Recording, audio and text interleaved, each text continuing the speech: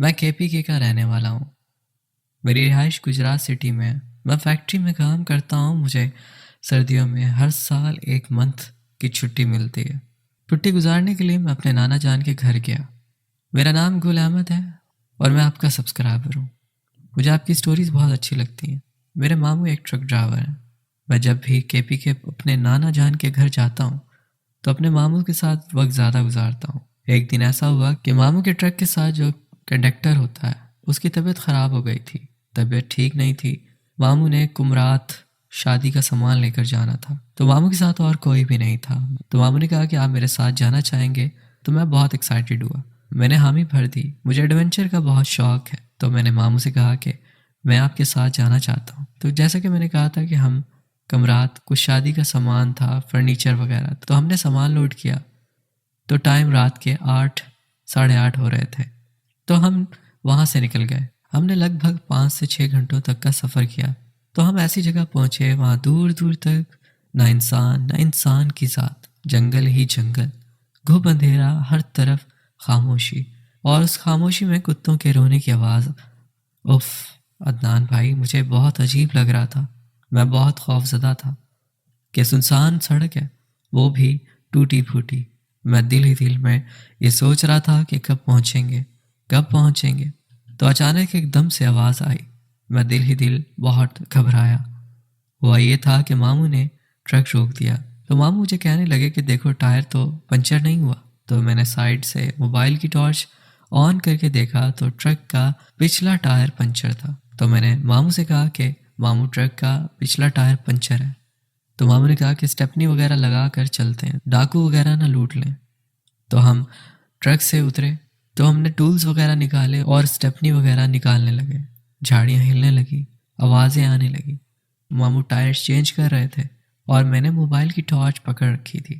تو میں نے ماموں سے کہا کہ ماموں جھاڑیوں سے آواز آ رہی ہے جیسے کوئی چل رہا ہو۔ تو میرے ماموں نے کہا کہ جنگل ہی ہے تو کوئی جانور ہوگا۔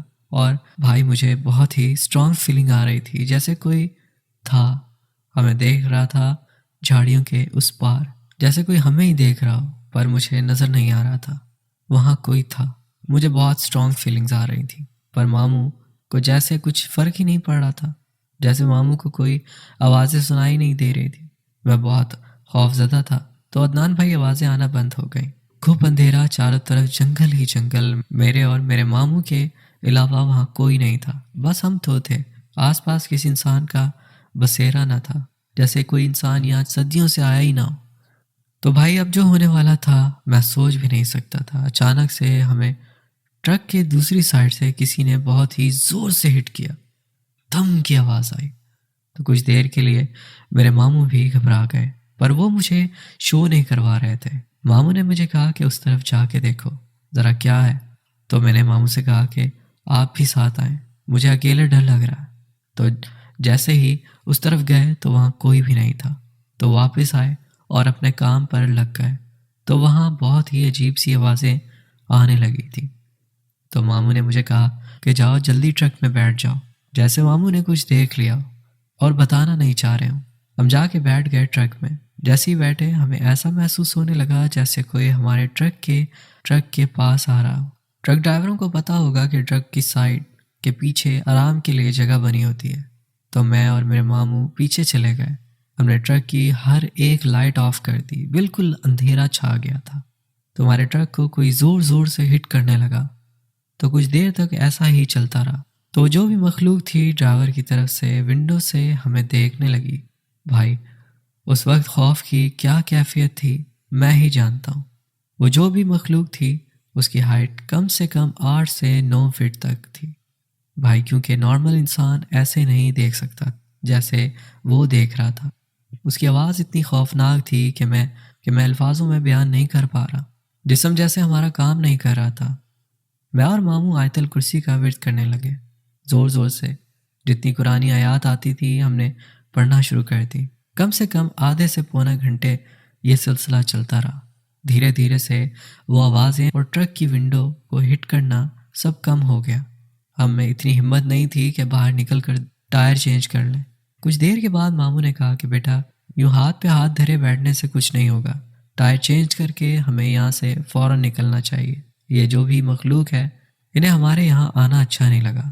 جب ہم ٹرک سے نیچے اترے تو ماموں نے کہا کہ زور زور سے آیت الکرسی کا ورد کریں، تو ہمیں ایسا لگ رہا تھا ہمارے آس پاس بہت سی مخلوق ہے اور ہمیں غصے سے دیکھ رہی ہو، گھرانے کی آوازیں آ رہی تھیں۔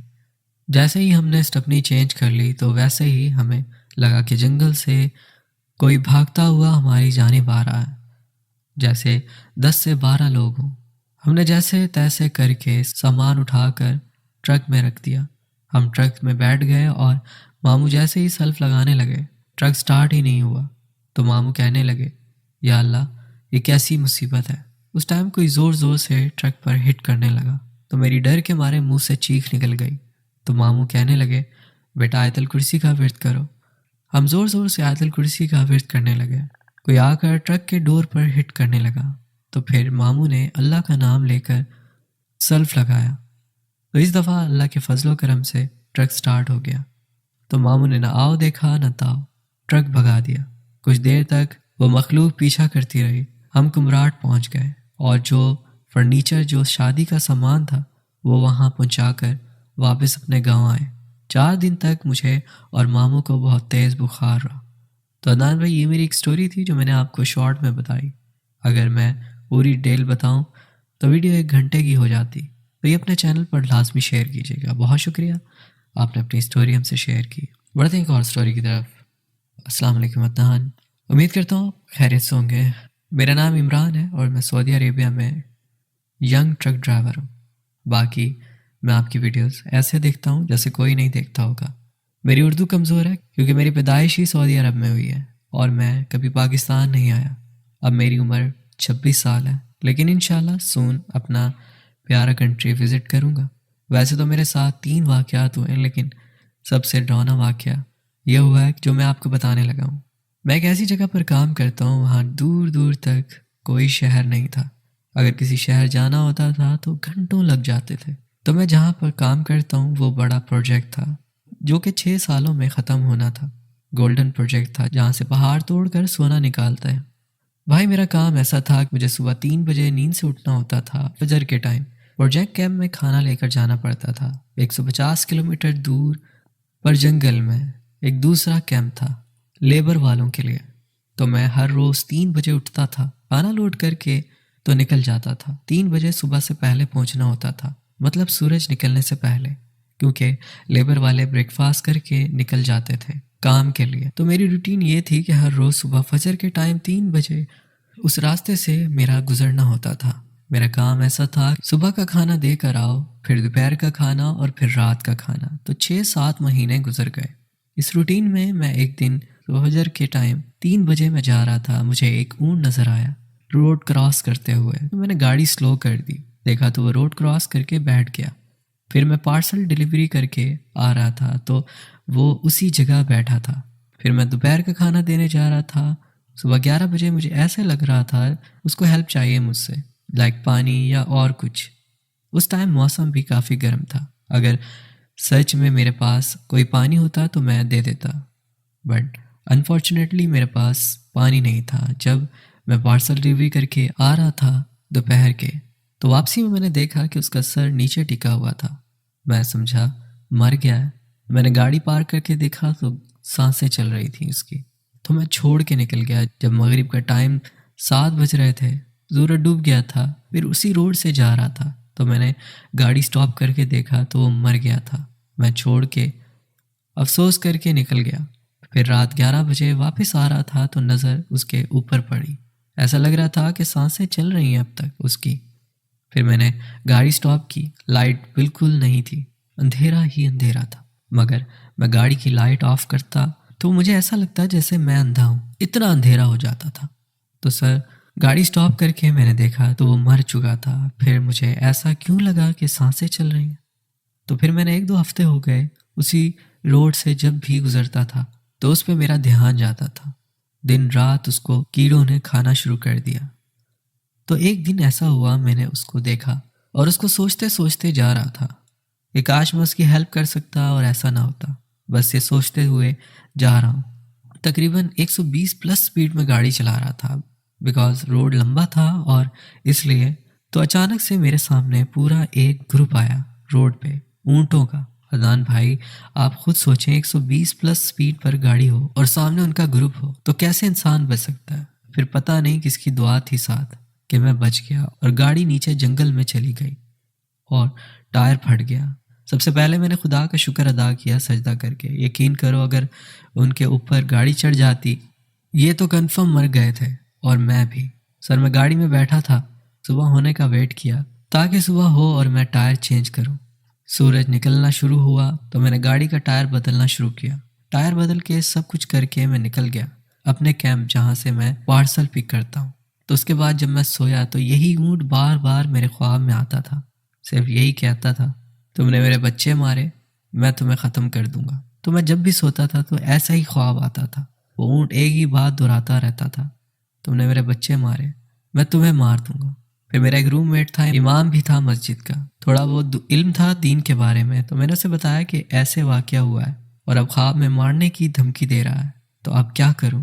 اس نے بولا کہ کچھ نہیں ہے، ڈرو مت، ایسا کچھ نہیں ہے، آیت الکرسی پڑھو اور سو جایا کرو۔ مجھے پتا تھا کہ کچھ تو ضرور ہے۔ میں نے ابو سے رابطہ کیا، انہیں بتایا، انہوں نے بولا کہ تم جلدی سے جلد وہ جگہ چھوڑ کر کہیں اور کام دیکھو۔ میں نے بہت کوشش کی اس جگہ کو چھوڑوں، اگر میرے بس میں نہیں تھا، میرے 2 سال کا کانٹریکٹ تھا اسپانسرشپ کے ساتھ، تو نہیں چھوڑ سکتا تھا۔ ایک دن رات کو پارسل ڈلیوری کر کے آ رہا تھا 11 بجے رات کو، مجھے پتہ نہیں کیا ہوا، کیسے ہوا، کچھ یاد نہیں۔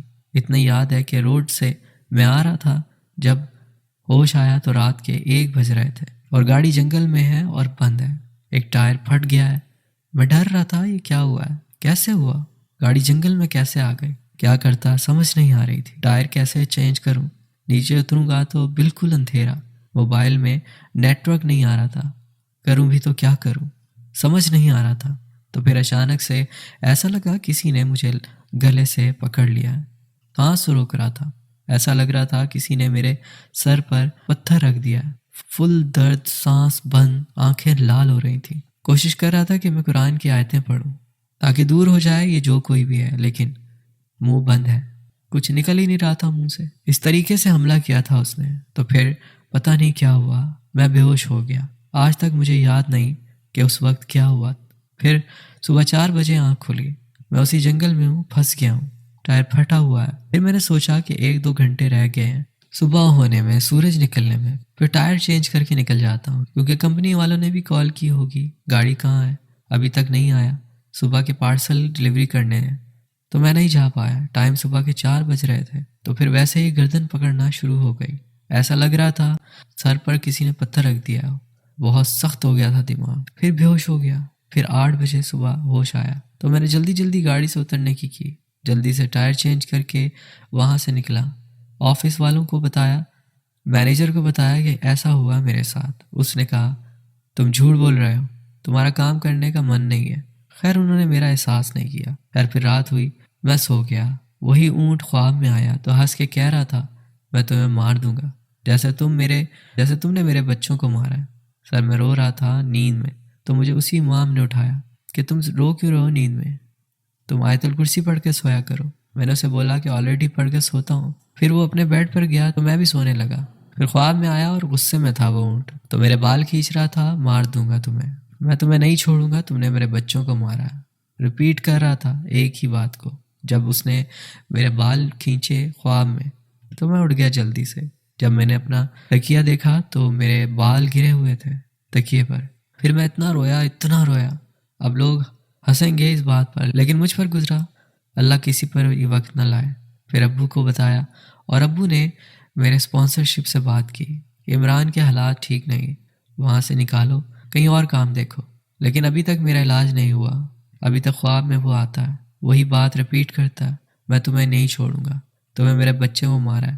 ابھی بھی جب یہ میسیج لکھ رہا ہوں میرے سر فل درد کر رہا ہے، لیکن جیسے کسی نے بھاری پتھر رکھ دیا۔ باقی سب سے دعاؤں کی درخواست ہے کہ جلد سے جلد میں ٹھیک ہو جاؤں، اور میں پاکستان شاید اسی لیے ہوں اپنے علاج کے لیے۔ تو عدنان بھائی میرا ایک واقعہ تھا، اسے اپنے پروگرام میں لازمی شامل کیجیے گا۔ بہت شکریہ، آپ نے اپنی اسٹوری ہم سے شیئر کی۔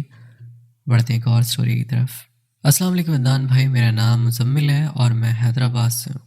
میں آپ کی ہر ویڈیو دیکھتا ہوں اور جب تک آپ کی اسٹوری نہ سنوں تو نیند نہیں آتی، اکثر میں ہینڈ فری لگا کر آپ کی سٹوری سنتے سنتے سو جاتا ہوں۔ اب 1 منتھ پہلے میرے ابو کے ساتھ ایک پراسرار واقعہ ہوا جو میں آپ کو بتانے سے بھی ڈر رہا ہوں۔ میرے ابو ایک ٹرک ڈرائیور ہیں اور وہ اکثر کارز ایک سٹی سے دوسرے سٹی ڈراپ کرتے ہیں، تو میرے ابو کو ان کے باس کی کال آتی ہے اور وہ کارز اٹھانے کا کہتے ہیں۔ کراچی سے کوئٹہ کارز ڈراپ کرنے کو ملی تھی اور ان کے باس نے ان کو رات کا سفر کرنے کا بولا تھا، اور میرے ابو کافی بار رات کا سفر کر چکے ہیں، اور ہر بار کی طرح میرے ابو نے اپنے باس کو ہاں بول دیا کہ جی سر میں کر دوں گا۔ آگے کی سٹوری میرے ابو کی زبانی سنیں۔ میں رات کو نکل گیا سفر کے لیے۔ ڈیزل اور پیٹرول میں نے فل کروا لیا تھا۔ سفر کافی لمبا تھا۔ میں نے اللہ کا نام لیا اور سفر شروع کر دیا۔ میں سکھر تک پہنچ گیا اور سکھر سے آگے پہاڑی علاقہ شروع ہو گیا۔ میں اپنا سفر کر رہا تھا میوزک لگا کر، اچانک میرا میوزک بند ہو گیا۔ میں نے اس بات کو اگنور کر دیا۔ میں نے سوچا کہ الیکٹرک فالٹ ہوگا۔ میں نے پھر سے سانگ لگا لیا اور ٹرک چلاتا رہا کہ اچانک سے روڈ کی ایک سائڈ ایک خوبصورت عورت کھڑی تھی۔ رات کا 1 بج رہا تھا۔ میں نے اپنا ٹرک روکا اور میں نے اس سے پوچھا جی آپ کون ہو اور اس سنسان راستے پر کیا کر رہی ہو؟ وہ ایک بلیک سے لباس میں تھی اور پورا پردہ کیا ہوا تھا۔ اس نے مجھ سے کہا بھائی جان مجھے آگے تک چھوڑ دیں گے؟ جہاں پر میرا ایک چھوٹا سا ولیج ہے وہاں پر چھوڑ دینا۔ میں نے اسے ٹرک میں بیٹھنے کا بول دیا۔ وہ میرے پیچھے والی سیٹ پر بیٹھ گئی اور میں نے ٹرک چلانا شروع کر دیا۔ 1 گھنٹہ ہو گیا تھا مگر ابھی تک مجھے وہاں پر کوئی آبادی نظر نہیں آئی تھی، نہ بندہ نہ بندے کی ذات۔ میں نے اس عورت کو بولا باجی آپ کا گاؤں اور کتنا دور ہے؟ مگر آگے سے اس نے کوئی جواب نہیں دیا۔ میں نے ایک اور دفعہ آواز دی باجی آپ کا گاؤں اور کتنا دور ہے؟ مگر جب وہ آواز نہیں آئی تو میں نے اپنا مرر اس کی طرف کیا۔ عدنان بھائی میرے رونگٹے کھڑے ہو گئے۔ میں نے دیکھا کہ وہاں پر کوئی بھی نہیں تھا۔ میں بہت ڈر گیا۔ میں نے زوردار بریک لگائی اور دل ہی دل میں آیت الکرسی پڑھنے لگا۔ میں نے بولا وہ عورت تو میرے ساتھ ٹرک میں تھی، اچانک کہاں چلی گئی؟ عدنان میں نے تو اپنا ٹرک کہیں پر بھی نہیں روکا تھا، کیسے چلتے ٹرک سے اتر گئی؟ میں نے اللہ کا نام لے کر دوبارہ ٹرک چلانا شروع کر دیا۔ میں نے محسوس کیا کہ جو میرے پیچھے کار لوڈ تھی وہیں سے آواز آ رہی ہے۔ میں نے سائڈ پر ٹرک روکا اور ٹرک کا جائزہ لینے لگا مگر وہاں پر کوئی نہیں تھا، بندہ نہ بندے کی ذات، بالکل سناٹا تھا۔ اندھیرے سے مجھے بہت ڈر لگ رہا تھا۔ میں جلدی سے جا کر ٹرک میں بیٹھا اور ٹرک سٹارٹ کیا۔ 10 منٹ ہی گزرے تھے کہ آگے سے مجھے وہی عورت نظر آئی اور میں نے اس بار ٹرک نہیں روکا۔ بھائی اس کا قد بہت لمبا تھا۔ میں نے پہلے کبھی اتنے لمبے قد والی عورت نہیں دیکھی۔ بھائی اس وقت جو میری حالت تھی وہ مجھے ہی پتہ ہے۔ میں ٹرک چلاتا رہا۔ اچانک سے کوئی بہت بڑی چیز آ کر میرے ٹرک کے اوپر گری۔ میں نے اپنے ٹرک کو بریک لگائی اور دیکھنے لگا کہ کیا چیز آ کر گری ہے۔ جب میں نے پورے ٹرک کا جائزہ لیا تو مجھے وہاں پر کوئی چیز نہیں دکھی اور میں دل ہی دل میں آیت الکرسی پڑھنے لگا اور اپنا ٹرک سٹارٹ کیا اور سفر دوبارہ سے شروع کیا۔ 20 منٹ ہی گزرے تھے، پھر سے مجھے 2 بچے نظر آتے ہیں۔ ان کی شکل اللہ معاف کرے، سر سے لے کر پیر تک ان کے کان تھے اور بندر کی طرح ان کی شکل تھی۔ اللہ جانے وہ کیا چیز تھی۔ تو میں نے اونچی آیت الکرسی پڑھنا شروع کر دی اور اللہ اللہ کر کے میں نے وہ سفر ختم کیا۔ تو عدنان بھائی یہ تھا میرا ایک سچا واقعہ۔ آپ کو پسند آئے تو اپنے چینل پر ضرور اپلوڈ کیجیے گا۔ بہت شکریہ، آپ نے اپنی سٹوری ہم سے شیئر کی۔ السلام علیکم عدنان بھائی، میرا نام لطیف علی ہے، میں انڈیا اتر پردیش سے ہوں۔ یہ کہانی اس وقت کی ہے جب میری عمر تقریباً 16-17 سال تھی۔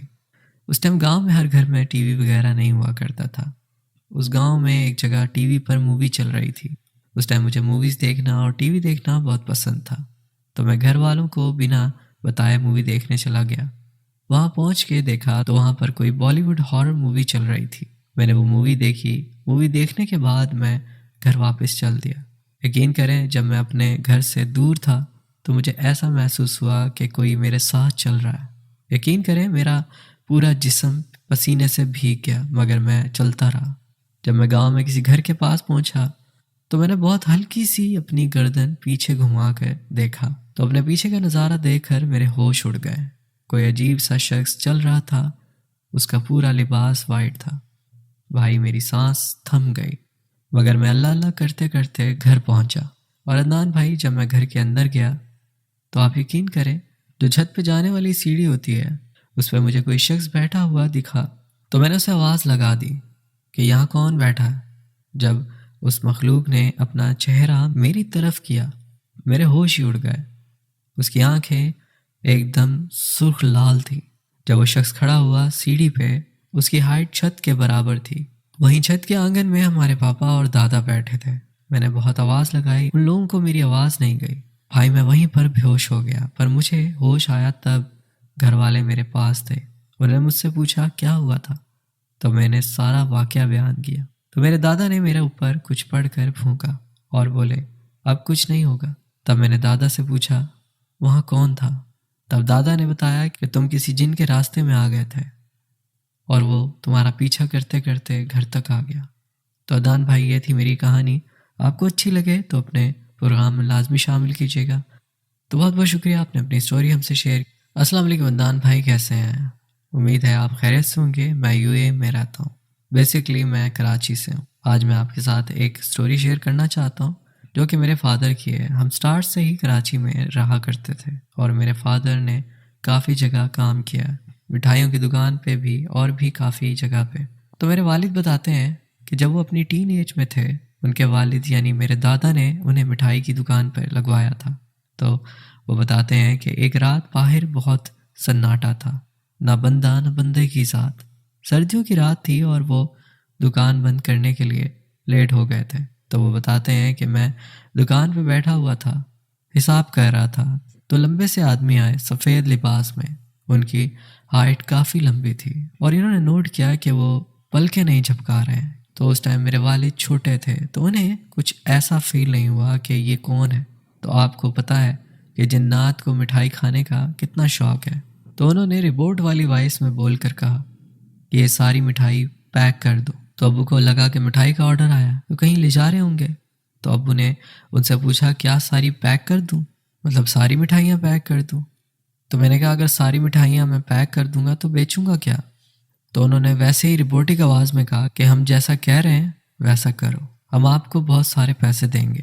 پہلے تو ابو کو تھوڑا سا ڈاؤٹ ہوا، پھر انہوں نے کہا کہ ٹھیک ہے، میں نے تو بیچنی ہے، کوئی ایک ساتھ لے جائے اتنے ہی پروفٹ میں تو کوئی ایشو نہیں، اور کوئی الگ الگ لے جائے تو بھی کوئی ایشو نہیں ہے، اچھا ہے ساری بک جائیں گی۔ تو ابو ان کو بھی دیکھ رہے تھے، وہ لوگ آپس میں کوئی بات نہیں کر رہے تھے۔ ابو کو کافی ٹائم لگ گیا لیکن وہ کچھ بھی نہیں بولے، بس دیکھتے رہے۔ ابو کو یہ بھی ڈاؤٹ نہیں تھا کہ یہ کوئی غیر مری مخلوق بھی ہو سکتی ہے۔ تو کیا ہوا کہ جب ساری مٹھائیاں پیک ہو گئیں تو انہوں نے اچھے خاصے پیسے بھی نکال کے دیے۔ تو ابو کو یقین ہو گیا کہ ہاں یہ نارمل لوگ نہیں ہیں، یعنی شک نہیں ہوا کہ یہ جنات نہیں ہے۔ ابو کی دکان ایسی تھی کہ جب بندہ نکلے تو پتہ چلتا تھا کہ کس طرف گیا ہے۔ یہاں والد صاحب کام کرتے تھے، چونکہ سردیوں میں لوگ گھر جلدی چلے جاتے تھے تو کافی سناٹا تھا۔ اگر رش کا ٹائم ہوتا تو پھر پتہ نہیں چلتا تھا کہ کون کہاں گیا۔ وہ لوگ جیسے ہی باہر نکلے ہیں، میرے دادا فوراً آ گئے دکان پہ چیک کرنے کے لیے کہ میرے والد کیا کر رہے ہیں۔ وہ آئے تو انہوں نے پوچھا کہ مٹھائی کدھر ہے؟ تو انہوں نے کہا کہ ابھی 2 لوگ نکلے ہیں، 2 منٹ ہوئے ہیں، آپ دیکھیں جا کے وہ لے کر گئے ہیں ساری مٹھائی، اور یہ دیکھیں وہ پیسے بھی دے گئے۔